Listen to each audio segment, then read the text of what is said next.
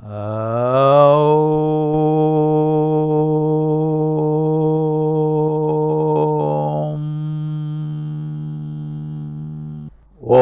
ஹ்ரீம் ஸ்ரீ குருभ्यो நமः. ஓம் ஸ்ரீ கங்கணபதயே நமः. குரு பிரம்மா குருர் விஷ்ணு குருர் தேவோ மகேஸ்வரः. குரு சாட்சாத் பரபிரம்ம தஸ்மை ஸ்ரீ குரவே நமः. அன்பர்கள் அனைவருக்கும் தாசனின் பணிவான நமஸ்காரங்கள்.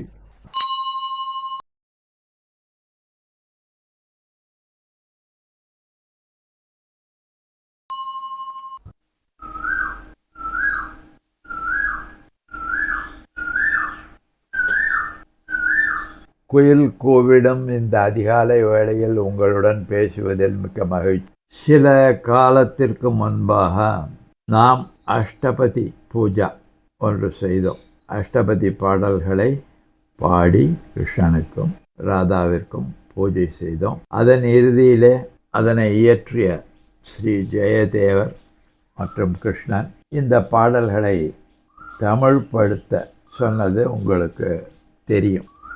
அவ்வாறே அதனை எடுத்து 40 நாட்களில் அதனுடைய தமிழ் பொருளாக்கி அதனை தமிழ் பாடல்களாக்கி இந்த பாடல் வரிகளை ஒரு புத்தக வடிவமாய் தயாரித்து வைத்திருக்கிறோம். நாளை ராதாகிருஷ்ண பூஜை செய்து ஐயா நீ சொன்ன பணியை முடித்து விட்டேன் என்று அவரது திருவடியிலே நாம் சமர்ப்பிக்க இருக்கிறோம். இந்த நேரத்திலே அந்த புத்தகத்திலே கொடுக்கப்பட்டிருக்கிற சில விவரங்கள் உங்களுக்கு தெரிய வராது. ஆகவே அவற்றை நாம் இப்பொழுது காண இருக்கிறோம். பாடல்களை தவிர அஷ்டபதிகளுக்கு நடுவே இருக்கிற ஸ்லோகங்கள் அவற்றையும் மொழிபெயர்த்திருக்கிறோம். தவிர ஒரு முன்னுரையாகவும் இறுதியிலே ஒரு முடிவுரையாகவும் இந்த அஷ்டபதி மொழி மாற்ற அனுபவத்திலிருந்து எனக்கு கிடைத்தவை என்ன என்பதை விவரித்து ஒரு முடிவுரை. தவிர இதனை முடிக்கும்பொழுது இந்த கிருஷ்ண உணர்வானது கட்டாயம் பெருகி அதுபோது சில காட்சிகள் நிழலாடிக்கொண்டே இருந்தன. இறுதியாக பிற்சேர்க்கை என்பதிலே சில பாடல்களை கொடுத்திருக்கிறேன். இவ்வாறு எனக்கு வந்த காட்சிகளை பாடல்களாக்கி பின்னர் அதனை ஜெயதேவரிடமும் கிருஷ்ணனிடமும் கூறினோம். இந்த ராசலீலை முழுவதுமாக யமுனை நதிக்கரையிலேயே நடக்கிறது. அந்த கானகத்திலே கிருஷ்ணன் ராதை தோழிமார்கள் தவிர வேறு எவரும் இல்லை. இந்த நதியாகிய யமுனை எல்லாம் தேவதைகள் தான். நமக்காக ஆறுகளாகவும் மலைகளாகவும் வந்திருக்கிறார்கள். நாம் அதனை பாழ்படுத்தி கொண்டிருக்கிறோம். பூமியில் மனிதர்கள் அதனை சரியாக உபயோகிக்கவில்லை. என்னுடைய கரையிலே தான் அத்தனை ராசலீலையும் நடந்தது. ஆனாலும் ஒரு இடத்திலேயும் அஷ்டபதியிலே ஜலக்கிரீடை நீரில் இறங்கி ஆனந்தமாக நீந்தி விளையாடி என்பது போல் ஜலக்கிரீடை பற்றி எந்த இடத்திலும் சொல்லப்படவில்லை. ஆகவே அதனையும் கூறுமாறு நான் பணிக்கப்பட்டேன். இவ்வாறு கரைதனிலே நடக்கும் ராசலீலைகளை யமுனை சந்தோஷத்தோடு பார்த்து கொண்டிருக்கிறாள். அவளுக்கு ஒரு முறையேனும் கிருஷ்ணனும் ராதையும் கோபியரும் ஒன்றாக சேர்ந்து நதியிலே இறங்கி விளையாடி ஆடி பாடி கொண்டாடும் பொழுது மலர்களால் அவர்களை பூஜித்து ஸ்பரிசித்து மகிழ வேண்டும் என்ற ஒரு ஆசை தோன்றவே ஒரு பெண் ரூபமாக ராதையிடம் சென்று அடியேன் யமுனை வந்திருக்கிறேன், இவ்வாறு எனக்கு ஒரு ஆசை இருக்கிறது, நிறைவேற்றுவாயா என்று கேட்க ராதையும் சரி என்று சொல்லி அன்று கண்ணனிடம் நாம் ராசலீலைக்கு முன்னால் ஜலக்கிரீடை செய்வோமா என்று கேட்க விஷயங்களை புரிந்து கொண்ட கண்ணனும் ஆமோதிக்கிறான். அவ்வாறே அது நடைபெற்று ஜல யமுனை மிகவும் மகிழ்கிறாள். சில கோபிமார்கள் ஜலத்திலே இறங்கி குளிக்கும் பொழுது ஆடைகள் நனைந்துவிடும். ராசலீலைக்கு நல்ல நல்ல உடைகள் உடுத்தி கொண்டு வந்திருப்பார்கள். எப்படி குளிப்பது? பலரும் எல்லாவற்றையும் கழட்டி வைத்தார்கள், வந்து விட்டார்கள். கிருஷ்ணன் முன்னிலையில் என்ன வெட்கம்! ஆனால் சில கோபிமார்கள் தயங்கி கிருஷ்ணா ஆடை நனைந்து விடுமே, அதனால்தான் நாங்கள் கரையிலே நிற்கிறோம் என்று சொல்ல நீ ஆடையுடன் பிறந்தாயா என்று கிருஷ்ணன் கேட்கிறார். அவர்களும் அதன் பொருளுணர்ந்து எல்லாவற்றையும் நீக்கிவிட்டு சேர்ந்து கொண்டார்கள் என்பதாக பாடல் வருகிறது. அனைத்தையும் கிருஷ்ணன் ஆமோதித்தான். ஆம், அவ்வாறு யமுனையை ஆசீர்வதித்தேன் என்றும், பின்னர் ஜல யமுனையுமே நான் கூப்பிட்டு என்ன நடந்தது என்று கேட்க, நான் மிகவும் ஏக்கத்துடன் ராசலீலை நடப்பதை பார்த்து கொண்டிருந்தேன் என்று அந்த கதையை விவரிக்கிறாள். நான் ஜலக்கிரீடை எவ்வாறு நடந்ததும், கரையோரம் மரங்களிலிருந்து உதிர்ந்த புஷ்பங்களை எல்லாம் திரட்டி வந்து அவர்களை பூஜித்தேன். அனைவரையும் ஒன்று சேர ஸ்பரிசித்து நான் மகிழ்ந்தது இன்றுதான் நடந்தது போல எனக்கு நினைவிருக்கிறது என்று மீண்டும் ஆனந்த கண்ணீருடன் அவற்றை கூறி ஆசீர்வதித்து மறைந்தாள். ஆகவே இப்படி ஒரு நிகழ்வு நடைபெற்றிருக்கிறது என்பதாக அதை ஒரு பிற்சேர்க்கையாக கடைசியில் சில பாடல்களாக அதனை கொடுத்திருக்கிறேன். தவிர இந்த புத்தகத்திலே முன்னுரை என்றும் முடிவுரை என்றும் கொடுத்திருந்தேன் என்று சொன்னேன். எல்லா பாடல்களையும் நீங்கள் கேட்கப் போவதில்லை. 140 பாடல்கள் இருக்கின்றன. அவற்றிலிருந்து சுமார் ஒரு 25-30 பாடல்களையே இசை வடிவிலே நாளை கேட்க இருக்கிறோம். பாக்கியெல்லாம் பின்னர் ஸ்ரீ கிருஷ்ணன் அனுகிரகத்திலே பாடல்களாக வெளிவரும்பொழுது நாம் கேட்போம். இந்த முன்னுரையையும் முடிவுரையையும் நீங்கள் கேட்பதற்காக அடியேன் இப்பொழுது உங்களுக்கு படித்து காண்பிக்கிறேன். இந்த புத்தகம் அருட்கவி ஸ்ரீ ஜெயதேவர் அருளிய ஸ்ரீ கீத கோவிந்தம் அஷ்டபதி மகாகாவியத்தின் அரும்பொருள் தமிழ் இசை பாடல்களாய் மற்றும் சில விளக்கங்களுடன் என்று முதல் பக்கத்தை விவரிக்கிறேன். கிருஷ்ணரும் ராதையும் படம் போட்டு கீழே பகவான் ஸ்ரீ கிருஷ்ணனின் ஆக்ஞைப்படி உருவாக்கப்பட்டு அவனது திவ்ய மங்கள மலர்பாதங்களில் சமர்ப்பிக்கப்படுகிறது. ஜெய் ஸ்ரீ ராதே கிருஷ்ணா. இது முதல் பக்கம். இரண்டாவது பக்கத்திலே முன்னுரை. அடியேன் முன்னுரை எழுதுகிறேன், அதனை படிக்கிறேன். நிரக்ஷர குட்சி என்று வடமொழியில் சொல்லுவார்கள். அப்படின்னா என்ன அர்த்தம்னா ஒன்றும் தெரியாதவன் அர்த்தம், மக்குன்னு அர்த்தம்.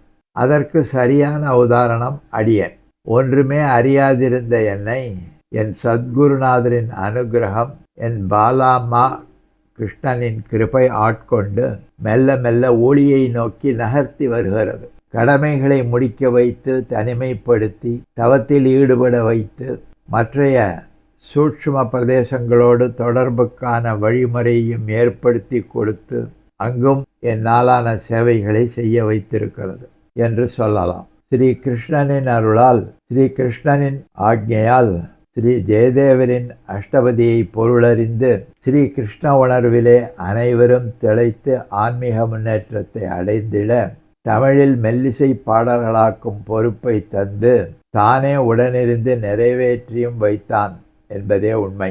இங்கு நம் செயலாவது ஒன்றுமில்லை, அல்லது மிக மிக குறைவே.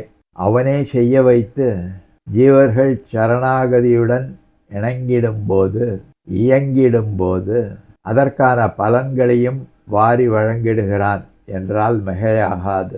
இந்த கலி யுகத்திலே பலருக்கும் நம்பிக்கை உண்டாவது என்பது சிரம சாத்தியம். கலியின் தன்மை அவ்வாறு. எனினும் நம்பினோர் கெடுவதில்லை. ஆனால் இவையாவும் முழு உண்மையே, முக்காலும் சத்தியமே என்பதை உறுதி கூற முடியும். மேலே படித்து செல்ல செல்ல மற்ற விபரங்கள் புரிய வரும். இறுதியில் ஒரு முடிவுரையையும் தேவைப்படுபவர்களுக்கு கை கொடுக்கும் என்பதற்காக அளித்திருக்கிறேன். இந்த பாடல்களை உபயோகித்து அனைவரும் இறை ஒளி பெற்று உயர, எங்கும் சாந்தி நிலை பெற அந்த எல்லாம் வல்ல இறைவனை பிரார்த்திக்கிறேன். அன்புடன், தாசன். இதை போன்றே முடிவுரையையும் பார்ப்போம். முடிவுரை. ஆதியும் அந்தமும் இல்லாதவன் இறைவன் ஒருவனே. படைப்புக்கு துவக்கமும் முடிவும் உள்ளது. அதுபோலவே முன்னுரை இருப்பதால் முடிவுரையும் கொடுக்கலானேன். இந்த ஸ்ரீ கீத கோவிந்தம் இத்துணை பலன்களை அளிக்கும் என்பதே சில காலம் முன்பு வரை அனைவரையும் போலவே எனக்கும் தெரியாது. யாவும் என் கண்ணனின் கிருபை லீலை. எப்போது யாருக்கு எதனை தர வேண்டுமென அவனுக்கு தெரியும். அதனை கட்டாயம் அளித்திடுவான். ஆனாலும் அவன் ஜீவர்களின் புவி வாழ்வின் தன்மையை ஆராய்ந்தே அளிக்கிறான். பூமியில் வாழ்வு எத்தகையதாய் இருக்க வேண்டும் என்பதை வேதமும் நீதி சாஸ்திரங்களும் மகான்கள் அறிவுரைகளும் உறக்கவே உரைக்கின்றன. நாம் அறிந்து உள்வாங்கி உணர்ந்து அதன்படி வாழும்போது தகுதி அறிந்து கண்ணன் ஜீவர்களுக்கு உயர்வினை மகிழ்வுடன் அளிக்கிறான். அப்போது கண்ணன் வருவான். கட்டி அணைத்து தன்னுடன் இணைத்து கொள்வான். ராதை கண்ணனுக்கு மிகவும் பிரியமானவளன்றோ? இந்த ஸ்ரீ கீத கோவிந்தம் எனும் அஷ்டபதியை இதனை பற்றி அனைவரும் கேள்விப்பட்டிருப்போம். சமயத்தில் பஜனைகள், ராதா கல்யாண உற்சகங்கள் அல்லது வானொலியில் இசைக்க கேட்டிருப்போம். அப்போது அவை சில சொற்கள் கலந்த இசையாகத்தான் நமக்கு பட்டிருக்கும். கேட்டால் ஏதும் புண்ணியம் வரும், நன்மை தரும் என்ற அளவிற்கே புரிந்திருக்கும். ஏன், பல பெரும் இசை விற்பனர்களுக்கும் பண்டிதர்களுக்கும் கூட இதே நிலைமைதான். கொஞ்சம் விரிவாக தெரிந்து கொண்டோர் கண்ணனின் காதல் லீலைகள் என்று நினைத்திருக்கலாம். ஏன் இவற்றை தனியாக விரிவாக சொல்ல வேண்டும்? அந்த இறைவனுக்கு கூடவா இவை என்றும் சிலர் கருதியிருக்கலாம். அவ்வாறு நினைத்துவிட்டு அப்படி நினைப்பதே தப்பு தப்பு என்று கன்னத்தில் போட்டு நினைவை அகற்றி இருக்கலாம். இறை நம்பிக்கை அற்ற குழுவினரோ, பார்த்தாயா உங்கள் இறைவனே இப்படித்தான், இவனையெல்லாம் கும்பிடுகிறீர்களே என்று நகையாடலாம். ஆனால் உண்மை நிலைமையே வேறு விதமாக உள்ளது. புரிந்து கொண்டு ஆழ்ந்து உணர்ந்து சென்றவர்கள் கட்டாயம் நல் முத்துக்களை அடைகிறார்கள். சித்த சுத்தி என்ற அரியதோர் முத்துக்கள் அவர்கள் வசமாகின்றன. இறுதியில் அரியதோர் விருந்தாக, மாமணியாக, நல் முத்தாக கண்ணன் தன்னையே தருகிறான். ஸ்ரீ ஜெயதேவர் அருளிய இந்த அஷ்டபதி ஒரு நாடகம் அல்லது காட்சி விவரணம் போன்ற ஒரு பூடகமான விளக்கம். பரமனை சேர்ந்திட எளிய வழியை அறிவிக்கிறது. அவற்றை வார்த்தைகளில் விவரிக்க முடியாது. சர்க்கரை இனிக்கும் என்பதை சொற்களில் விளக்க முடியாதல்லவா? அது போன்றதே ஒரு ஜீவரின் ஆன்மீக முன்னேற்றத்திற்கான இரகசிய சாவி அதனுள் ஒளிர்ந்திருக்கிறது. கண்டவர் வெண்டிட மாட்டார்கள். அது முடியாத ஒன்று. அனுபவித்தாலே அறியலாம். ஏனெனில் ஒவ்வொருவருக்கும் சாவிகள் வேறுபடும். இந்த சாவி அந்த பூட்டை திறக்காது.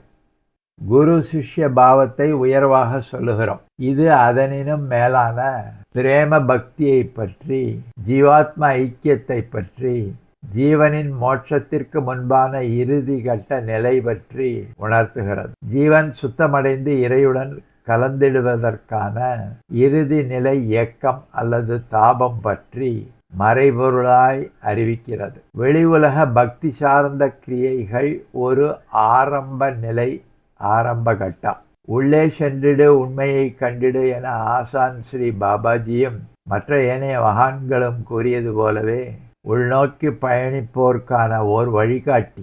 எப்படியெல்லாம் இறைவன் ஜீவனுக்காய் இறங்கி வந்து அவர்களை கொண்டாடி ஏற்றுக்கொண்டு மகிழ்கிறான் என்பதன் விளக்கம். வெளி உலகமும் அதில் வாழ்வும் ஒரு ஏணிப்படி மட்டுமே. ஏன், எப்படி என்ற தர்க்க அறிவுபூர்வமான ஆராய்ச்சிகள் இறை நோக்கிய பயணத்தில் பயன் அளிப்பதில்லை என்பதுடன் கொஞ்சம் நம்மை விலக்கியும் வைத்து விடுகிறது. புத்தக அறிவுகளும் ஆன்மீக பயணங்களும் ஒரு ஆரம்ப கட்டமாக ஒருவரது ஈடுபாட்டை அதிகரிக்க மட்டுமே உதவி செய்கிறது.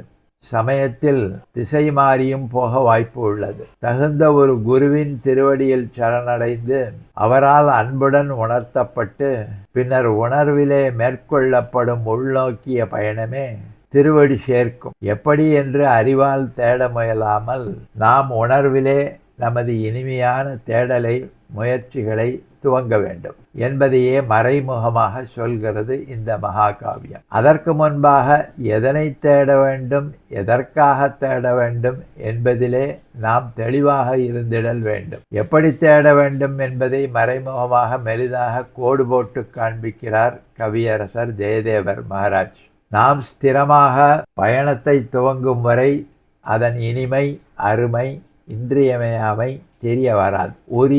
உயரிய குரு என்பவர் கோடு போட்டு மட்டுமே காண்பிப்பார். சீடனே முயன்று ரோடு போட்டு முன்னேறி செல்ல வேண்டும். ஆன்மீகம் என்பது தனிமை பயணம். உடன் துணை வருவது இறையருள் மட்டுமே, வேறு எவரும் இல்லை.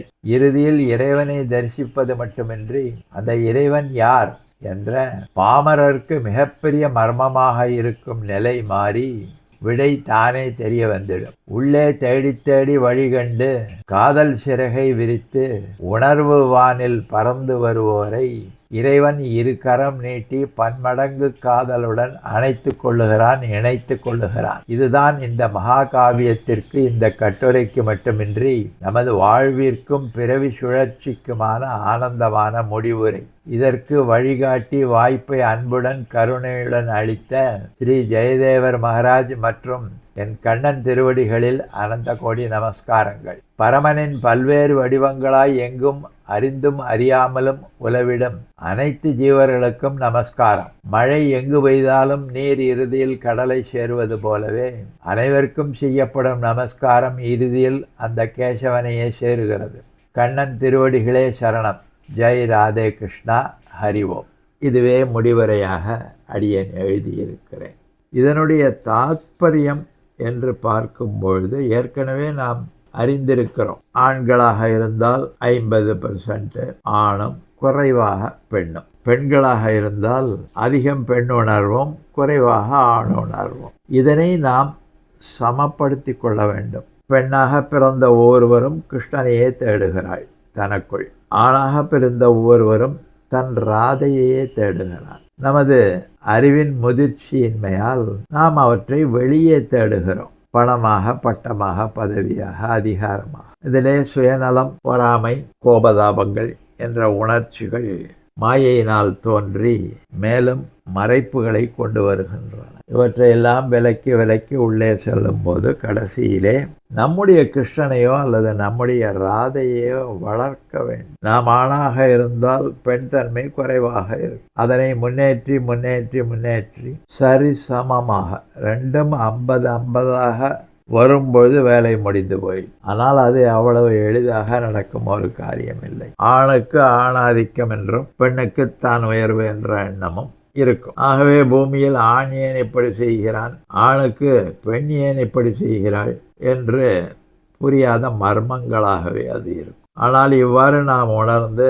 நாம் ஆணாக இருந்தால் நம்முடைய ஆணாதிக்க மனப்பான்மையை குறைத்து கொண்டு, எனவேதான் கிருஷ்ணன் ராதையின் காலடியில் விழுகிறான் என்பதாக காண்பிக்கப்படுகிறான். மன்னிப்பு கேட்கிறான். உனக்கு என்ன வேணும்னாலும் செய்கிறேன்னு சொல்றான். ஒரு பெண் கிருஷ்ணனுக்காக எதையும் விட்டு கொடுக்க தயாராக இருக்கிறேன் என்று நினைக்க வேண்டும். இவ்வாறு நினைக்கும்பொழுது, விட்டு கொடுக்கும்பொழுது அந்த இடத்திலே உணர்ச்சிகள் தான் என்ற எண்ணம் இருப்பதில்லை.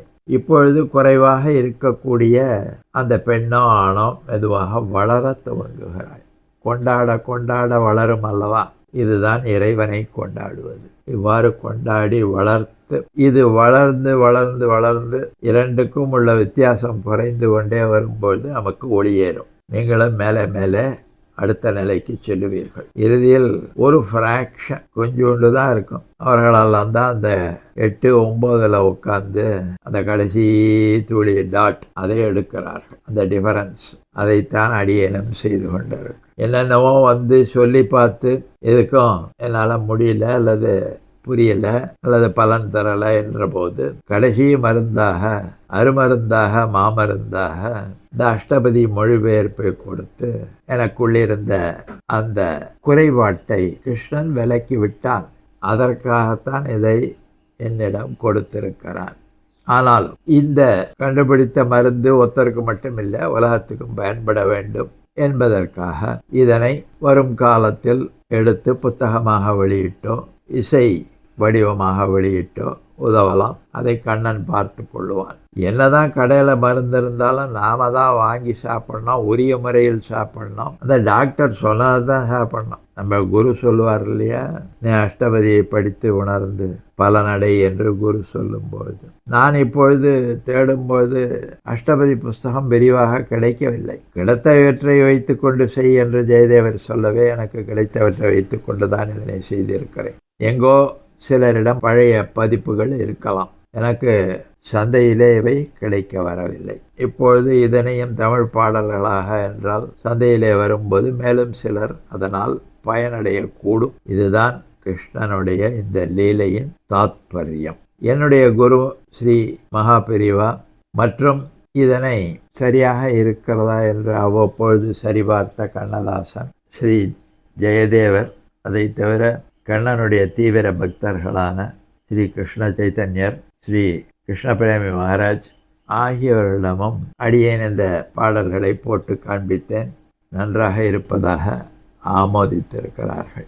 அப்படியே பூமியிலே புத்தகமாக வெளியிடும் பொழுது ஏதோ ஒரு சாமானியன் செய்திருக்கிறான் என்பதற்கு மேலே அவர்கள் மனதால் அதனை நோக்குவதால் அதற்கு ஒரு அணிந்துரை, இது நல்லா இருக்கு அப்படின்னு அவர்கள் மனதிலே பெரியவர்களாக நினைப்பவர்கள் சொன்னால் அதற்கு கொஞ்சம் அதிக மதிப்பளிப்பார்கள். ஆகவே நான் மகா பெரியவர்களிடமும் ஜெயதேவர், சைத்தன்யர் மற்றும் கிருஷ்ணபிரேமி மகாராஜிட்ட வேண்டிக் கொண்டேன், அணிந்துரையாக தாங்கள் கொஞ்சம் பேச வேண்டும், அதனை நான் வரிகளாக்கி புத்தகத்திலே சேர்க்கிறேன் என்று. அன்பு கூர்ந்து அவர்களும் சில வரிகள் அல்ல, சில பக்கங்களே பேசியிருக்கிறார்கள். அதனை நான் வரிகளாக மாற்றி புத்தகத்திலே சேர்த்து விட்டேன். அதனை படிப்பதை காட்டிலும் அவர்கள் பேசியதையே உங்களுக்கு போட்டு காண்பித்து விடுகிறேன். நாளை இந்த சமர்ப்பண பூஜை, அதற்கு முன்பாக இவற்றை நீங்கள் தெரிந்து கொள்ள வேண்டும் என்பதற்காகவே இதனை இங்கே கூறுகிறேன். முதல் 4 அஷ்டபதியில் உள்ள பாடல்களை நாளை கேட்க இருக்கிறோம். அதற்கு பின் உள்ள பாடல்கள் எல்லாமே வெளியில பார்த்தோம்னாக்க ஒரு அற்ப காரணத்துக்காக ராதை கோவித்து கொண்டு போய் விடுகிறாள். நாம அற்ப காரணத்துக்கு தானே பூமியில எல்லாம் புரியாம பண்றோம், அதைத்தான் சொல்றார்.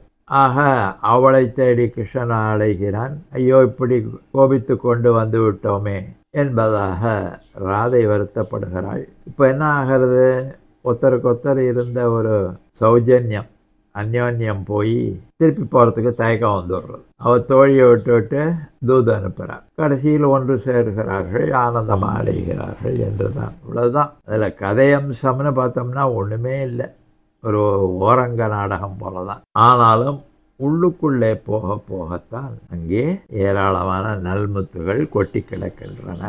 அதை உணர்விலே தான் நாம் அடைய முடியும். இப்பொழுது நாம் மகான்கள் அருளிய ஸ்ரீமுகம் என்று வடமொழியிலும் அணிந்துரை என்று தமிழிலும் சொல்வார்கள். இந்த 4 மகான்களும் கொடுத்த அணிந்துரையை கேட்டு அத்தோடு முடித்து கொள்ள இருக்கிறோம். நமஸ்காரம். ஹரி ஓம். தாசன் இங்கே விடைபெறுகிறேன். எதை பற்றி சொன்னாலும் சரி, என்ன உலகத்துக்கு சொல்ல நினைக்கிறீர்களோ, புஸ்தகத்தை பற்றியோ அஷ்டபதியை பற்றியோ உலகத்துக்கு சொல்ல விரும்புவதை பற்றியோ சொல்லுங்கள்.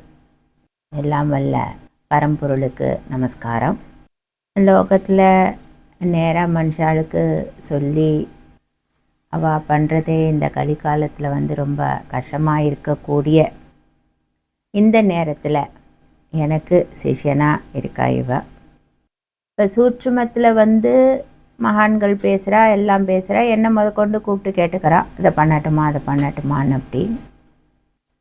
அப்படி ஜெயதேவரும் கிருஷ்ணரும் சொல்லி அஷ்டபதியை சமஸ்கிருதத்திலேருந்து தமிழுக்கு மொழி மாற்றம் பண்ணு, பாடல்களை எழுதி நீயும் புரிஞ்சுக்கோ, அந்த உலகத்தாரும் அதை அனுபவிக்கட்டும் அப்படின்னு சொன்னதை சிரமேற்கொண்டு ஸ்ரத்தை எடுத்துட்டு நன்னா பண்ணியிருக்கா. என்னோட பூரண ஆசீர்வாதம். இந்த பாடல்கள் உணர்த்தக்கூடிய அந்த உணர்வானது மிகவும் சூட்சுமமான உணர்வு. இது ரொம்ப மேல்நிலைன்னா ஆன்மீகத்தின் ஆழ்நிலையில் இருக்கிறவங்க அதை புரிஞ்சிக்க முடியும். படித்து அந்த உணர்வை புரிஞ்சுக்கோங்க. இதை தெளிவாக சொல்லணும் அப்படின்னா, என்னுடைய சிஷ்யனோட பிறவி நோக்கத்தை மாற்றுறதுக்கு கிருஷ்ணன் பண்ணின வேலை அது. ரொம்ப நாளாக இவன் பிறவி நோக்கம் இப்படி இருக்கே, அல்லல் படுறேனே, என்னால் முடியலை குருவே, நான் என்ன பண்ணுறது அப்படின்னு அந்த பிரார்த்தனையை கொடுத்துட்டே இருக்க, கிருஷ்ணன் அதற்காக மனம் இறங்கி இவன் கண்ணில் ஒரு நாள் அஷ்டபதியை பார்க்கும்படி செய்கிறான். அப்படி செய்யும்பொழுது, சரி இந்த அஷ்டபதியை நம்ம மாணவர்களுக்கெல்லாம் கொடுக்கலாமே அப்படின்னு சொல்லி ஒரு நாள் அதை பண்ணும்பொழுது, அந்த அஷ்டபதி முழுவதும் சமஸ்கிருதத்தில் இருக்குது, யாருக்கும் புரியலை, இனிமையை மட்டும்தான் ரசிக்கிறா. என்னோடய சிஷ்யனுக்கே சமஸ்கிருதம் தெரியாது. அப்போ கிருஷ்ணன் கேட்குறா, ஜெயதேவரும் கேட்குறா, உனக்கு சமஸ்கிருதம் தெரியாதா, புரியலையா ஒன்றும் உனக்கு அப்படின்னப்போ, ஆமாம் புரியலை அப்படின்னா. அப்போ தான் சொல்கிறான், சரி நீ ஒன்று பண்ணு, இதை தமிழ் பண்ணிடு அப்படின்னு சொல்லிட்டு போய்ட்றான். இங்கே தான் அவனோட சூட்சுமமே இருக்குது.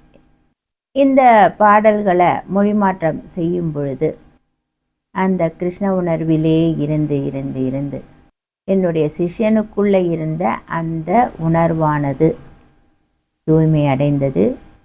பிறவி நோக்கம் அப்படிங்கிறது அங்கே கொஞ்சம் தன்னை விட்டு விட தொடங்கியது. அது அப்போ தான் இவன் அதை புரிஞ்சுட்டு என்ன அதை சொல்ல வரா அப்படிங்கிறத தெரிஞ்சுட்டான். எல்லாமே நான் பூடகமாக தான் சொல்லிட்டு போகிறேன். ஆக ஒரு பக்தனோட சரணாகதி எந்த அளவுக்கு இருந்தால் தெய்வம் இறங்கி வந்து இதை செய்யி உன்னுடைய பிரச்சனையானது சரியாக போகும் அப்படிங்கிறத நேரடியாக சொல்லாமல் மறைமுகமாக சொல்லி அனைத்தையும் செய்வித்து அவன் சென்றிருக்கிறான். இதுதான் கடவுளோட கிருப்பை மற்றும் லீலை. அதை என்னோட சிஷ்யன் வந்து ஒரு ஸ்ரத்தையாக வைராக்கியமாக எடுத்துண்டு அதை பண்ணி இன்றைக்கி அதோட முழு பலனையும் அனுபவிச்சிருக்கிறது குறித்து எனக்கு ரொம்ப சந்தோஷம். இப்படித்தான் ஒவ்வொரு ஜீவனையும் கடவுள் அனுகிரகம் பண்ணின்னு இருக்கார். அதுக்கு அவர் ஆச்சாரியனை பயன்படுத்துவார்.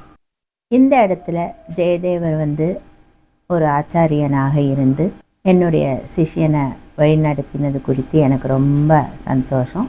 அவருக்கும் என்னுடைய மூலப்பூர்வமான நமஸ்காரத்தை தெரிவிச்சுக்கிறேன்.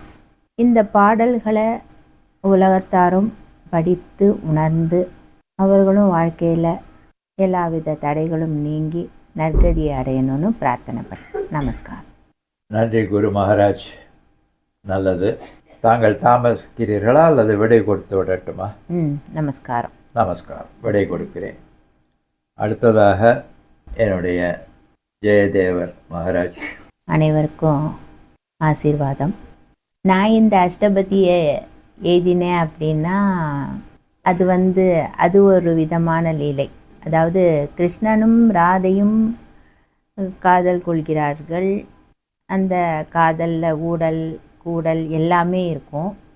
இது வெளியில் பார்க்கறதுக்கு ஒரு காதலனும் காதலியோட இளவயது வாலிப லீலைன்னு பார்த்தா கூட இதுக்கு பின்னாடி இருக்கக்கூடிய அந்த மறைபொருள் தத்துவம் அப்படிங்கிறது மிகவும் உன்னதமான ஒன்று. ஜீவாத்மா என்னெல்லாம் பண்ணுறது, இந்த அத்தனை வேண்டாத சேஷ்டையும் பண்ணும். ஆனாலும் என்னோட கடவுளை நான் அடையணும், பரமாத்மாவை அடையணும்னு சொல்லும். அதைத்தான் இந்த அஷ்டபதியில் காமிச்சிருக்கோம். முழுக்க முழுக்க இதில் வேறு யாருமே பாட்டு கிடையாது. கிருஷ்ணன், ராதை, அவங்களோட தோழிமார்கள், அவ்வளோதான். இதுக்கப்புறமா அந்த கானகம், யமுனா நதி தீரம், அங்கே இருக்கக்கூடிய சாது பட்சிகள், விலங்குகள், இவங்கெல்லாம் தான் கேரக்டர்ஸ். ஆக இந்த ஜீவ பரம ஐக்கியத்தை தான் வந்து ஒரு காதல் நாடகமாக உணர்ந்து அனுபவித்து நான் எழுதினேன். ரொம்ப மறைச்சி இந்த உலகத்துக்கு தெரியக்கூடாதுன்னு நான் வச்சிருந்த விஷயத்தை கூட கிருஷ்ணன் தானே வந்து இந்த உலகத்துக்கு தெரியப்படுத்தினான். ஆக இங்கே மறைக்கிறதுக்குன்னும் இது அசிங்கம், இதை பேசப்படாது, ஐயோ தெரிஞ்சுனாப்புல இருக்கப்படாது அப்படின்னா ஒன்றுமே கிடையாது. சர்வஜனே அவன்தான். அவனுக்கு தெரியாமல் இந்த உலகத்தில் எதையாவது பண்ண முடியுமா? நிச்சயமாக முடியாது. ஆக அந்த அஷ்டபதியை, இந்த பாடல்களின் தொகுப்பு வந்து அஷ்டபதியின் பேர் வச்சுருந்தேன், கீத கோவிந்தம். முழுக்க முழுக்க சான்ஸ்கிரிட்டில் தான் எழுதியிருந்தேன். இவர் அந்த பாடல்களை கேட்டு நல்லா இருக்கே அப்படின்னு சொல்லி அவங்களுடைய வகுப்பில் அதை ஒளிபரப்ப நானும் கேட்டேன். இனிமையாக இருந்தது. ஆனால் இவரால் அந்த வார்த்தைகளோட அர்த்தத்தை அனுபவிக்க முடியலை. அப்போ நான் கேட்டேன், உங்களுக்கு சம்ஸ்கிருதம் தெரியாதான்னா தெரியாதுன்னு சொன்னார். அப்போ தான் நானும் சொன்னேன், கிருஷ்ணரும் எனக்குள்ளேருந்து கிருஷ்ணரும் தெரிவித்தது சமஸ்கிருதத்தை தமிழ் படுத்து அப்படின்னு. அதுக்காக இவர் வந்து இத்தனை தூரம் முயற்சி எடுத்து ஒரு ஸ்ரத்தையாக பெரியவா சொன்ன மாதிரி அதே ஒரு தவமாக இருந்து அந்த பாடல்களை மொழிபெயர்த்து ரொம்ப அழகாக கொடுத்துருக்கார். இவரோட வாழ்க்கையில் மட்டும் இது வெளிச்சத்தை ஏற்றி வச்சா போராது. இந்த நூலை படித்து அவர்களும் அனுபவித்து உணர்ந்து அவர்களுடைய வாழ்க்கையிலையும் வெளிச்சத்தை ஏற்படுத்தணும் அப்படின்னு நான் பகவானை பிரார்த்தனை பண்ணேன். நமஸ்காரம். நன்றி, நமஸ்காரம். இந்த நேரத்தில் ஒன்றே ஒன்று சொல்லணும். இந்த இடைச்செருகள்லாம் வந்துடுத்து நிறையானதும் அங்கங்கே இருக்கிறவா அப்படி பண்ணா அப்படின்னு சொன்னேன். இப்போ நானும் ஒரு இடைச்செருகல் கொடுக்க முடியாயிடுது. பாடலை முடிக்கும்போது 3 நாளாக திருப்பி திருப்பி எனக்குள்ளே வந்துட்டே இருந்தது. இந்த ஜல யமுனால இவர்கள் ராசலீலை தரையில் தான் ஆடுறாங்க, ஏன் ஜலக்கிரீடை பண்ணலைன்னு. அப்போது திருப்பி திருப்பி பண்ணினோம்.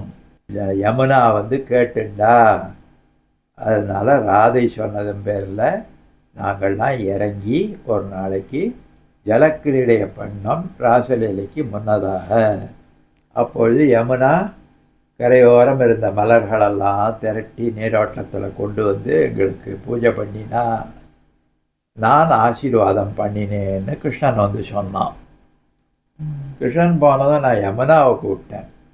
ஆமாம்னு கண்ணும் கண்ணீருமா அப்பேற்பட்ட பாக்கியம் எனக்கும் கிடச்சிது, அது உண்மைதான்.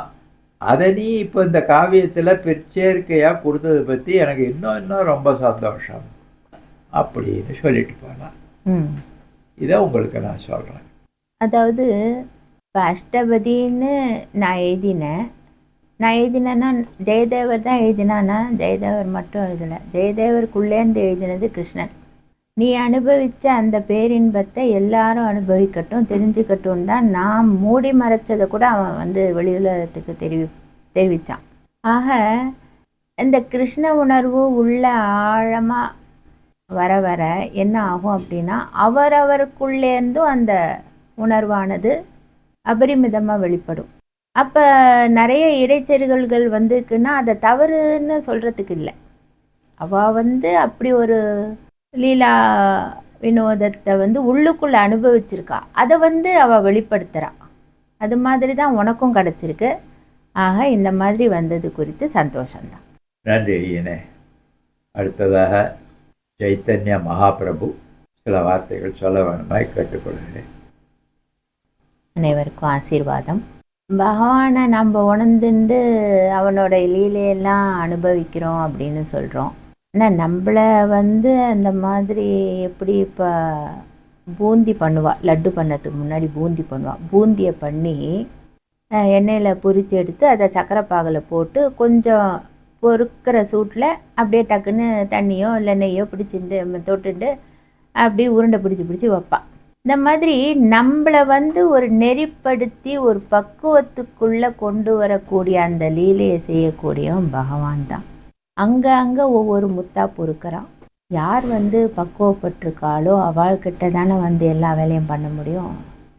ஸோ இவர் இந்த அஷ்டபதி இப்போ தமிழில் எழுதியிருக்காரே இந்த மகானுபாவர், இவர் ஒரு பக்குவத்தில் இருக்கிறத கிருஷ்ணன் உணர்ந்து மேலும் அவர் ஒரு விஷயத்தினால கொஞ்சம் துன்பப்படுறார். இப்போ அதை போக்கணும் அப்படின்னா கிருஷ்ணன் அதை பார்த்து ஓஹோ இதனால் என்னோடய பக்தன் இப்படி திண்டாடுறானே, அவனுக்கு அதை சரி பண்ணுவோம்.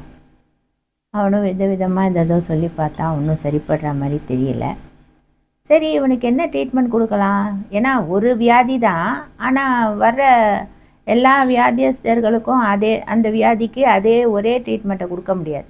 ஏன்னா உடல் மாறுபட்டது இல்லையா. அதனால் இப்போ டாக்டர் பார்த்து தான் ட்ரீட்மெண்ட் கொடுப்பார், மாத்திரை எழுதி கொடுப்பார். ஒருத்தருக்குள்ளதே இன்னொருத்தருக்கு கொடுக்க மாட்டார். அதுபோல் என்னுடைய கிருஷ்ணன் யோசனை பண்ணி இவனுக்கு என்ன ட்ரீட்மெண்ட் கொடுக்கலாம், அஷ்டபதியில் இருக்கே அந்த வேலை அப்படின்னுட்டு அழகாக நீ ஒன்றும் பண்ண வேண்டாம், உனக்கு சமஸ்கிருதமே தெரியலை, அதனால் அந்த வார்த்தைகள் என்ன இருக்குது அர்த்தம்ன்றதே உனக்கு புரியலை, நீ அதனால் அதை என்ன பண்ணுற, உனக்கு தெரிஞ்ச மொழி என்ன, தமிழ் மொழி தான், அதில் எழுது. இதனால் இதுன்னு அவன் தெளிவாக விளக்கம்லாம் எதுவுமே கொடுக்கல, நீ ஜஸ்ட்டு என்ன எழுதுன்ட்டு போயிட்டான், அவ்வளோதான். மாற்றி அதை தமிழாக்கம் பண்ணிக்கோன்ட்டு போயிட்டான். இவரும் கிருஷ்ணன் சொல்லிட்டானே நம்ம செய்தாகணுமே அப்படின்னு சொல்லிட்டு மாங்குன்னு அதையே ஒரு தியானமாக பண்ணி பண்ணி பண்ணி பண்ணி கடைசியில் அந்த வெண்ணெயை கண்டெடுத்து அடைஞ்சிட்டான். இதுதான் கிருஷ்ணனோட மாய லீலை. இந்த மாயையை கொண்டு வந்து புகுத்துவனும் அவனே தான். அந்த மாயையை விளக்கணும்னா அதுக்கும் அவன் தான் வரணும். மாயக்கார கண்ணன்னு நம்ம சொல்கிறோம். அந்த மாயையை ஹேண்டில் பண்ண நம்மளுக்கு தெரியாது. அதுக்கு அவன் தான் தலைவன், அவன் தான் அதை ஹேண்டில் பண்ணுவான். ஓ, இதனால தான் நீ கஷ்டப்பட்டியா? சரி சரி, அதுக்கு சரியான சாவி இதோ இருக்குது, நான் தரேன், இதை போட்டு தர, அதை ஓடி போயிடும் அப்படின்னு சொல்லி அந்த விதமாக அஷ்டபதியை தமிழாக்கம் பண்ண சொல்லி உணர்விலே மாற்றங்களை கொடுத்து ரொம்ப ஒரு நல்ல வெண்ணெய் உருண்டையாக திருவாளர் வெங்கட் சுப்பிரமணியன் அவர்களை அந்த மாதிரி பண்ணியிருக்கா கிருஷ்ணன். இதை ஏன் இவ்வளோ விளக்கமாக நம்ம உங்களுக்கு சொல்கிறோன்னா, இன்னும் கூட இதில் நிறைய விஷயங்கள் இருக்குது. அதெல்லாம் நான் அவ்வளோவா சொல்லலை. அவருடைய வாழ்க்கை மாற்றமடைந்திருக்கு, பிறவி நோக்கம் சரி செய்யப்பட்டது அப்படின்னு தான் சொல்லியிருக்கேன். இந்த பாடல்களை நீங்கள் ஒரு நம்பிக்கையோடு கிருஷ்ணன் பேரில் அன்பு வைத்து அவருடைய பாதங்களில் சரணாகதி பண்ணி நீங்கள் படித்து உணர்ந்து கொண்டே ஆனீர்கள் என்றால் உங்களுடைய வாழ்க்கையில் நிச்சயமாக மாற்றங்கள் கிடைக்கும். அதில் எந்தவித சந்தேகமும் தேவையே கிடையாது. உள்ளங்கை நெல்லிக்கனி போல் இவரோட வாழ்க்கை இருக்குது. அந்த வாழ்க்கையில் மாற்றத்தை கொடுத்துருக்கான். ஆக நீங்களும் அதை படித்து வெளி உலகத்தில் உள்ளவங்களும் அனைவரும் பயன்பெறணும்னு கிருஷ்ணன்கிட்டே நான் பிரார்த்தனையை பண்ணிக்கிறேன். நமஸ்காரம். நன்றி, நமஸ்காரம் மகாபிரபு அவர்களே, மிக்க நன்றி. அடுத்ததாக என்னுடைய அண்ணா கிருஷ்ண பிரேமி மகாராஜ். அனைவருக்கும் ஆசீர்வாதம். ஒவ்வொருத்தருக்கும் ஒவ்வொரு விதமான வாழ்க்கை, அவங்கவுங்களுடைய கர்மாவை பொறுத்து தான். பாவங்கள் அதிகமாக இருந்தால் கொஞ்சம் பிரச்சனை நிறைய தான் இருக்கும், ஃபேஸ் பண்ணி தான் ஆகணும். இப்படி எனக்கு சிஷ்யனாக இருந்த இந்த வெங்கட் சுப்பிரமணியன் அஷ்டபதியை சமஸ்கிருதத்துலேருந்து தமிழில் மொழி மாற்றம் பண்ணி தமிழ் பாடல்களாக எழுதியிருக்கார். சூட்சமமாக ஒரு நாள் என்னை கூப்பிட்டு பேசிச்சு. என்னை கேட்டார், 8 பொண்டாட்டி உங்களுக்கு, அதுவும் ஒரே டைமில் எதுக்கு அந்த மாதிரி ஒரு வாழ்க்கையை வாழ்ந்தீங்க அப்படின்னு கேட்குறாரு. தாராளமாக கேட்கலாம், இதிலெல்லாம் நிறைய விஷயங்கள் இருக்குது. அப்போ நான் சொன்னேன், எனக்கு அடுத்தடுத்ததாக பிறவிலாம் இல்லைப்பா, இந்த பிறவியோடு முடிஞ்சிடுது. அவங்களோடையெல்லாம் கொஞ்சம் கொஞ்சம் எனக்கு கர்மா பேலன்ஸ் பண்ணிக்க வேண்டியதாக இருந்தது. ஸோ அதனால் வாங்க அப்படின்னு சொல்லிவிட்டு 8 பேரையும் நான் கல்யாணம் பண்ணிட்டு அப்படி இருந்தேன். இப்போ பண்ணிட்டேன், நான் நேராக வைகுண்டத்துக்கு போயாச்சு. இப்போ ஈஸியாக என்னுடைய வாழ்க்கையை எப்படி பண்ணணும், சரி பண்ணணும்னு நான் தெரிஞ்சுட்டேன். நீங்கள் கர்மாவை பேலன்ஸ் பண்ணால் தான் அந்த பிறவி தலையில் மறுபடியும் மாட்டிக்கணும், பிறவி எடுத்துன்னு வரணும். ஆனால் நம்ம எல்லா கர்மாவையும் பண்ணிட்டோமோ அதுக்கப்புறம் பிறவி கிடையாது, நம்ம மோட்சம் அடைஞ்சு போயிடலாம். இது எல்லாருக்கும் உண்டான பொதுவான கருத்து. இப்போ நான் என்னுடைய வாழ்க்கையை சரி பண்ணிட்டு போயாச்சு. ஆனால் இப்போ வெங்கட் என்ன பண்ணுறான், அவனுக்கு ஒரு பிறவி நோக்கம் இருக்குது. அந்த பிறவி நோக்கத்தால் தான் இந்த பிறவிகளே எடுத்துட்டு அவஸ்தைப்பட்டு இருக்கான். ஆனால் மாற்றிக்க முடியலை. என்ன பண்ணுறது, உடம்பு விட்டால் மனசு விடல, மனசு விட்டால் உடம்பு விடலன்னு இப்படி மாறி மாறி குவிச்சுட்டே இருக்கான். அப்போ கிருஷ்ணன் பார்க்குறான், என்னென்னவோ சொல்லி கொடுத்து பார்க்குறான், இப்படி பண்ணு அப்படி இப்படி எங்கே தேடினாலும் கடைசியில் அது அந்த பிரச்சனையெல்லாம் நிற்கிறாங்க. அதனால் அவன் என்ன பண்ணினான்னா, சரி ஆப்ரேஷன் லெவலுக்கு வந்துட்டான், சரி இப்போ ஆப்ரேஷன் நாட் ஒன்று இறக்குவோம் அப்படிங்கிற மாதிரி ஜெயதேவர் அஷ்டபதி அவன் கண்ணில் படுற மாதிரி பண்ணினான். இவருக்கு இது அஷ்டபதி கிருஷ்ணன் பேரில் அவர் பாடியிருக்கார் கீத கோவிந்தம். சரி நம்ம கிளாஸில் எல்லாருக்கும் இதை சொல்லி பகவான் கிருஷ்ணன் பேரில் அவர் எப்படி பாடியிருக்கார் பாருங்கன்னு காட்டலான்ட்டு அதை இவர் ஒளிபரப்புகிறார். எல்லாரும் கேட்குறான்னா இனிமையாக இருக்கு, உன் தலையாட்டுறா. இவனுக்கும் சமஸ்கிருதம் தெரியாது, இவனும் உன் தலையாட்டுறான். மற்றபடி அதில் என்ன எழுதியிருக்கு, என்ன சொல்ல வரா அப்படிங்கிறது தெரியலை. இப்போ கிருஷ்ணன் கேட்குறான், உனக்கு சமஸ்கிருதம் தெரியாதா? தெரியாது. ஜெயதேவன் கேட்குறா, சமஸ்கிருதம் தெரியாதா? தெரியாது. சரி ஒன்று பண்ணு, சமஸ்கிருதம் தெரியல, எப்படியாவது சமஸ்கிருதத்தை கற்றுண்டு தமிழில் இந்த பாட்டெல்லாம் எழுதுன்னுட்டு போயிட்டார். என்ன இவரும் அப்படி சொல்லிட்டு போகிறாரு, கிருஷ்ணனும் அப்படி சொல்கிறான், நம்மளுக்கு சான்ஸ்கிரிட்டே தெரியாது என்ன பண்ணுறதுன்னு முடிக்கிறான். அப்புறம் இப்போ இந்த காலத்தில் கம்ப்யூட்டர் நம்மளோட பெஸ்ட்டு செக்ரட்டரி, காதலி எல்லாமே. ஏன்னா எல்லாத்தையும் அது காட்டும், என்ன விஷயம்லாம் நம்மளுக்கு ப்ளஸ்ஸாக இருக்கோ அதையும் எல்லாம் சொல்லிக் கொடுக்கும், மைனஸாக உள்ள விஷயங்களையும் அது காட்டும்.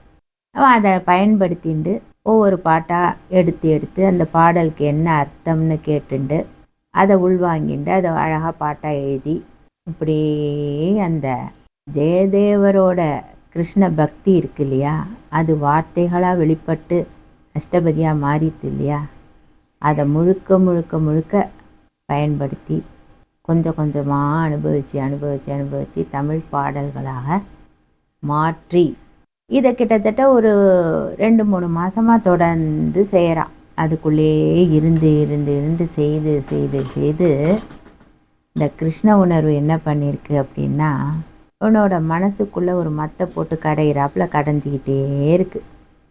கடைய அங்கே உள்ள வேண்டாததெல்லாம் போய் இந்த பிறவி நோக்கத்தை சரி பண்ணி அதை தாண்டிய ஒரு விரிவான பார்வையை இப்போ அவனுக்கு கொடுத்துருக்கு. இப்போ சந்தோஷப்படுறான். சான்ஸ்கிரிட்டில் அஷ்டபதியை கேட்டப்போ தெரியலை அவ்வளோ, ஏன்னா அதோட அர்த்தம் புரியலை, மொழி தெரியாததால். இப்போ மொழியும் தெரிஞ்சிருக்கு, அந்த வார்த்தைகளை அவனே எழுதியிருக்கான் சமஸ்கிருதத்துலேருந்து தமிழுக்கு. அதோட அர்த்தத்தை புரிஞ்சு உணர்ந்து பார்க்கும் பொழுது இதில் முக்கியமான கேரக்டர்ஸ் நிறையெல்லாம் இல்லை. கிருஷ்ணன், ராதை, தோழிமார்கள், அந்த யமுனா ஆறு, காடு, சந்தன மரங்கள், பல்வேறு விதமான பூக்கள் பூக்கின்ற செடிகள், சாது பட்சிகள், சில விலங்குகள், அவ்வளோதான். வேறு யாருமே இதில் கிடையாது. இந்த குடும்பம் அந்த குடும்பம் யாரும் கிடையாது. முழுக்க முழுக்க கிருஷ்ணன் ராதையோட காதல் லீலைகள் தான். இப்போ நீங்கள் கேட்கலாம், என்ன இவங்களுக்குள்ள இந்த காதல் லீலைகள் என்ன ஒரு ரசவாதத்தை செய்தது, அப்படி இவரோட வாழ்க்கை என்ன மாறி போச்சு அப்படிங்கிற கேள்வி நிச்சயமாக எல்லாருக்குள்ளேயும் வரும். எல்லாருக்குள்ளேயும் இந்த சபலம் பெண் அப்படின்னு சில பேருக்கு சொன்னாலோ இல்லை பார்த்தாலோ ஒரு மோகம்னு ஒன்று வரும். அது எந்த வயசு வித்தியாசமே கிடையாது. என்னுடைய சிஷ்யனுக்கு கொஞ்சம் அந்த மோகம் அப்படிங்கிறது உள்ளுக்குள்ளே நான் அலக்கழிச்சுட்டே இருந்தது. இது போகமாட்டேங்குதே கிருஷ்ணா, நான் என்ன பண்ணுவேன்னு அவனும் பிரார்த்தனையை கொடுத்துட்டே இருந்தான். கிருஷ்ணன் வரும்போதெல்லாம் நீ இதை எப்படி பண்ணு, அதை அப்படி பண்ணு, ஒத்துப்பாரு, அதை நினைப்பே இல்லாமருன்னு என்னென்னவோ சொல்லி பார்த்தான். அந்த மாற்றம் உள்ளுக்குள்ளே வரலை. சரி, மாற்றம் வரணும்னா கொஞ்சம் துருப்பிடிச்ச பாத்திரத்தை நல்லா பளிச்சு நன்னா வச்சு தேய்க்கிற மாதிரி இவனுக்கு ஒரு ஸ்ட்ராங் அடி கொடுப்போம். அந்த அடியை ஒரு சாட்டையாலோ இல்லை ஒரு குச்சியாலோ அவன் கொடுக்கல. அவன் எவ்வளோ அழகாக பண்ணியிருக்கான் பாருங்க. ஜெயதேவர் கிருஷ்ணனோடையும் ராதையோடைய அந்த காதல் லீலையை ஒரு விரசம் இல்லாமல், கொச்சைப்படுத்தாமல், மிக உன்னத உணர்வாக எழுதியிருக்கிறார். சில விஷயங்களை வெளிப்படுத்த அவர் விரும்பாததை கூட வெளிப்படுத்தினான் கிருஷ்ணன். இதில் ஒன்றுமே இல்லை, உணர்ந்து பாரு, எது கொச்சையானது, எது அசிங்கம் அப்படின்னு அவருக்கு புரிய வச்சா. ஆக அந்த உன்னத உணர்வை கொண்டு இவனுக்குள்ளே புகுத்தி அதை ஒரு வேதியியல் மாற்றாங்க நடக்கிறதுக்கு நம்ம செய்தோமானால் நிச்சயமாக இவன் மாறுவான் அப்படிங்கிறத கிருஷ்ணன் உணர்ந்து மேலோட்டமாக ஜஸ்ட்டு ஒரு லைனில் சொல்லிட்டு போயிட்டான். அஷ்டபதியை நீ தமிழில் எழுது, அப்புறம் பார்க்கலாம் அப்படின்னு சொல்லிட்டு போயிட்டான். அவ்வளோதான். அவன் விளக்கவே இல்லை. அங்கே இவர் என்ன பண்ணுறாரு, என்னோட சிஷ்யன் கிருஷ்ணன் சொல்லிட்டான், ஜெயதேவரும் சொல்லிட்டாரு, அப்போ நம்ம இதை சமஸ்கிருதத்துலேருந்து தமிழுக்கு எழுதுவோம். அதில் எந்தவித எதிர்பார்ப்பும் இல்லை. ஒரு 2-3 அஷ்டபதி மாற்றி எழுதிட்டு உணர்ந்து பார்க்குறாரு. இதில் என்ன இருக்குது, எல்லாத்துலேயுமே ஒரே காதல் தான், ஊடல் தான், ஜாலி தான், ஜல்சா தான். இதில் என்ன இருக்குது, ஏன் எல்லா பாட்டும் அப்படி தான் இருக்கும் போல் இருக்குது, அப்போ இதை ஏன் நம்மளை பண்ண சொல்லியிருக்கா அப்படின்னு ஒரு கொஷின் உள்ளே வந்துடுது. ஆனால் சரி, அவள் சொல்லியிருக்கா, நம்ம செய்யணும் அப்படின்ட்டு அதை ஒரு ஸ்ரத்தையாக உணர்ந்து பண்ணுறான். ஒரு வேலையை நீங்கள் சாதாரணமாக பண்ணுறதை விட உணர்ந்து பண்ணும்பொழுது அங்கே ஒரு முழுமைங்கிறது கிடைக்கும். அதனால் இவன் என்ன பண்ணுறான், உணர்ந்து அதை ஒரு ஸ்ரத்தையாக வைராக்கியமாக உட்காந்து சமஸ்கிருதத்தில் வார்த்தையை போட்டு தமிழில் என்ன அர்த்தம்னு பார்த்து அதை எழுதி வச்சுட்டு பாடல்களாக பாடி இப்படி எல்லாம் பண்ணுறான். இது என்ன ஆகுது, இவனுக்குள்ளே ஏற்கனவே இருக்கக்கூடிய அந்த கிருஷ்ண உணர்வை அபரிமிதமாக தூண்டி விட்டு ஒரு மத்தாக இருந்து கடைந்து கொண்டே இருக்கின்றது. அது அந்த அஷ்டபதி முடியும் பொழுது அவன் முழுக்க தனக்குள்ளே எது வேண்டாம் இல்லை அது முழுமை அடைஞ்சிடணும் அப்படின்னு நினச்சானோ அது அங்கே முழுமை பெற்று விட்டது. இது அந்த மாயக்கார கிருஷ்ணன் தான் அழகாக பண்ணியிருக்கான். இப்போ இவ்வளோ பெரிய ஒரு மாற்றத்தை இவ்வளோ அழகாக ஒரு எளிமையாக கிருஷ்ணன் பண்ணிட்டு போயிருக்கான். இதுக்கு முக்கிய காரணம் என்னென்னா என்னுடைய சிஷ்யனோட சரண்டர். இவ்வளோ சரணாகதியோடு இருக்கான். அவன் இந்த பிரச்சனையால் அவஸ்தைப்படுறான், அதை சரி பண்ணணுமேங்கிற அந்த எண்ணம் கிருஷ்ணனுக்கு. அழகாக எல்லாத்தையும் பண்ணி ஒரு நல்ல நிலைக்கு கொண்டு வந்து இப்போ விட்டுட்டான். ஆக இந்த மாற்றம் இந்த நூலை படிக்கக்கூடிய எல்லாருக்கும் அவங்க வாழ்க்கையில் நிச்சயமாக நடக்கும். அந்த நம்பிக்கையோடு அதை செய்யுங்க. கிருஷ்ணனோட ஆசீர்வாதம் எல்லாருக்கும் உண்டு. நமஸ்காரம். நமஸ்காரம் ஐயனே, மிக்க நன்றி. நான் மீண்டும் நமஸ்கரித்து தங்களுக்கெல்லாம் விடை கொடுக்கிறேன். ஆசீர்வாதம். நமஸ்காரம் நமஸ்காரம் நமஸ்காரம். 3 பேருக்கும் நமஸ்காரம். நான் இதை புஸ்தகத்தில் சேர்த்து விட்றேன். சேர்த்துட்டா தான் பூஜை அன்னைக்கு அதையும் சேர்த்து கிருஷ்ணன் காலடியில் வச்சு விட்றேன். நமஸ்காரம். அகிலம் அனைத்தும் ஆனந்தம் அடையட்டும் என்று வாழ்த்தி தாசன் விடைபெறுகிறான். ஹரி ஓம் தத் சத்.